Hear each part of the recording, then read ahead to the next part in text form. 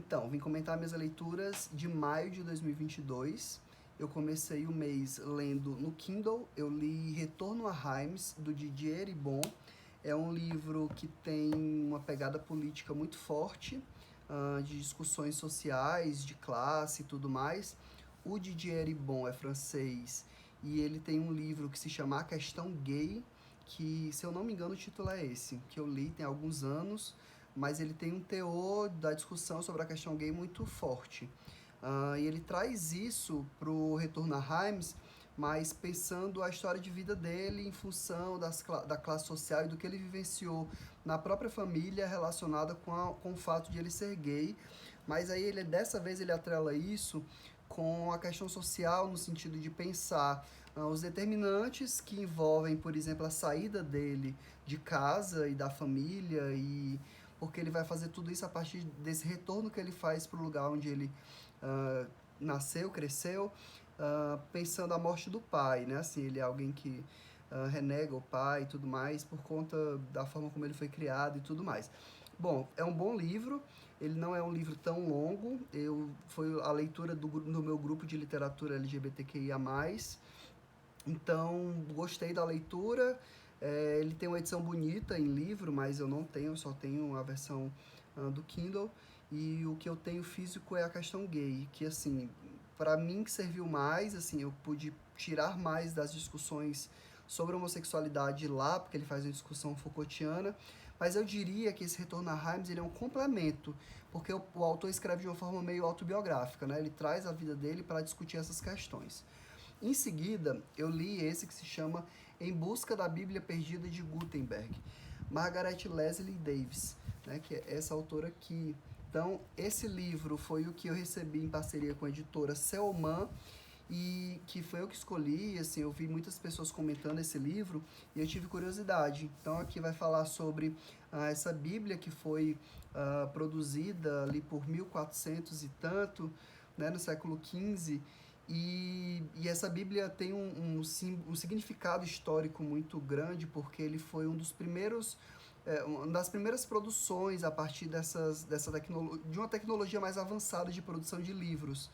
Uh, e aí esse livro, ele, ao longo da história, foram produzidos alguns, né? Se eu não me engano, são 49 que se tem notícias hoje, mas eles geralmente ficavam em bibliotecas públicas ou bibliotecas privadas grandes, de universidades, etc. Mas tinha esse exemplar especificamente que ele pertencia a algumas famílias, né? Assim, a alguns colecionadores. E aí o livro ele vai falar sobre a vida útil desse livro enquanto ele estava com esses proprietários particulares. Até a última, né, que foi quem deixou ele para uma biblioteca de um mosteiro, de uma igreja, e aí a igreja foi e vendeu esse livro. Mas é interessante o resgate que a autora faz da coisa do valor do livro, né? Assim, de como a gente fica conhecendo um pouco esse universo, assim, de o investimento financeiro nesses livros raros são muito grandes. E aí eu também não conhecia, assim, essa coisa de colecionar livros raros, de investimento financeiro nisso, disso ser um mercado. E aí eu pude entender um pouco melhor essa dinâmica, enfim. E a leitura é maravilhosa, você tem vontade de ler o livro todo de uma vez, ou pelo menos quando você começa a ler sobre uma família, você quer ficar ali até acabar. Então é realmente um livro bem interessante, fica uma dica muito boa aí para vocês. E aí eu li depois o Medeia, do Eurípides, que é uma obra de teatro grego, que eu nunca tinha lido, mas eu conhecia um pouco a história. E eu li porque eu fui assistir uma encenação do Gota d'Água, do Chico Buarque, que eu vou falar também, que eu li na sequência. E aí eu queria conhecer a história que embasou a construção do Gota d'Água. Então, li Medeia, gostei bastante, essa edição é a coisa mais linda, essa edição da Zaha, de bolso. Depois eu li esse, Todo Dia, a Mesma Noite, que é incrível. É sobre a história não contada da Boate Kiss, da Daniela Arbex, que é a mesma autora do Holocausto Brasileiro, que eu não li, eu só li esse dela. E olha, incrível, incrível. É um livro super necessário, embora seja um livro muito doloroso. Eu literalmente tive pesadelos quando eu comecei a ler esse livro, assim, logo no começo, uma das primeiras histórias de um rapaz que consegue sair da boate é impressionante, assim, que a pele dele começa a derreter por conta do calor, né, da boate, e ele não tinha se dado conta disso e alguém diz isso pra ele lá fora.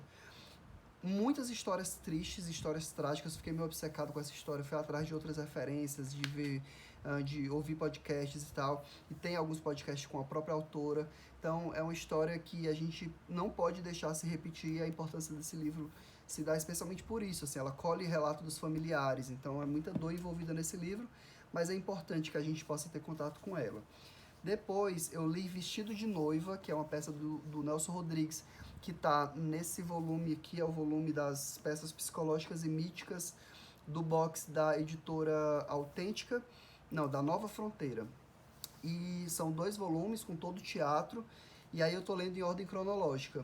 Eu tinha lido no grupo lá com a Raquel e com o Vitor, que a gente faz lives, né? Eu tinha lido a primeira peça dele, que é A Mulher Sem Pecado.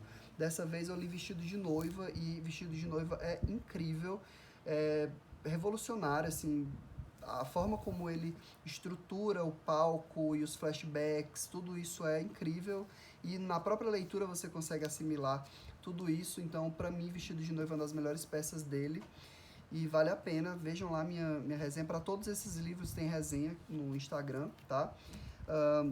E aí eu li Morangos Mofados, do Caio Fernando Abreu, com a Raquel e o Vitor. Foi uma releitura para mim, eu tinha lido há uns 5 anos, em 2016, 2017, por aí. E na época eu não tinha gostado e não gostei nessa releitura, então não é uma leitura que eu indique. Morangos Mofados, do Caio Fernando Abreu, embora tenha alguns textos bons, especialmente os que ele fala sobre homossexualidade, né, que a homossexualidade está ali como o cenário maior, são os meus preferidos, mas do livro em si eu não gostei, tem alguns contos que eu achei completamente nada a ver, assim. Enfim, é um livro de contos, da década de 80, se eu não me engano é de 82, mas eu particularmente não gostei muito. Pretendo ler outras coisas dele para ver se o problema sou eu mesmo. Mas o livro tá dentro desse livro aqui, que é obras, são os contos completos que é o Fernando Abreu, da Companhia das Letras. Depois eu li o Gota d'Água, uma tragédia brasileira, que é do Chico Buarque e do Paulo Pontes, que é um livro inspirado em Medéia, né? E aí eu fui assistir uma encenação baseada nesse livro, porque ela não era a encenação propriamente dele. E eu gostei bastante. É um texto maior do que Medéia, e ele ambienta a tragédia no cenário carioca, de um conjunto habitacional na periferia do Rio de Janeiro. Então, é um texto bastante político também. Ele foi publicado, encenado na época da ditadura, e ele traz essa discussão social também de forma muito visceral. Assim, é realmente uma tragédia, tá, o texto. E ele é escrito em versos, então ele é rimado, e aí tem as músicas do Chico Buarque. Bom, uma excelente leitura também, Gota d'Água, Chico Buarque, Paulo Pontes. Essa edição que eu tenho é da Civilização Brasileira. Por fim, eu li, eu esqueci de comentar no meio disso tudo aqui, mas eu li os 4 livros de Heartstopper, né, aquela HQzinha que virou série na Netflix agora.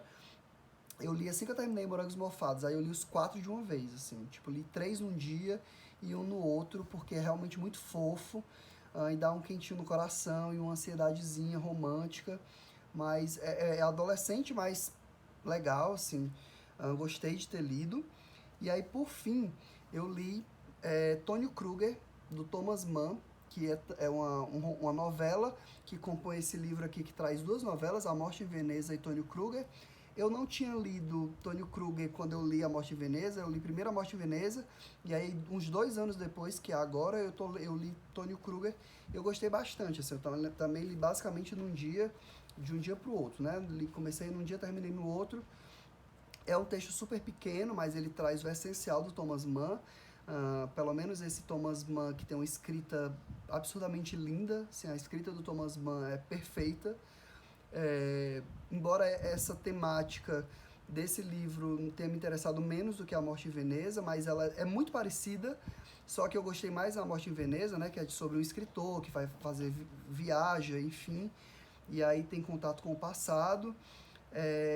Mas, enfim, super recomendo. Acho que dá para começar a ler Thomas Mann pelo A Morte em Veneza, mas o Tônio Kruger é uma novela que muita gente indica para se começar a ler Thomas Mann, porque ele tem uns romancezão que eu vou ler no próximo ano, né? Esse ano eu não pretendo, não. Mas é isso. foram todas essas leituras. Esse mês foi um mês bem produtivo, né? Maio, em relação a leituras, eu li muita coisa e muita coisa boa. Então é isso. Quando for no começo de julho, eu venho comentar as leituras feitas em junho. Até mais.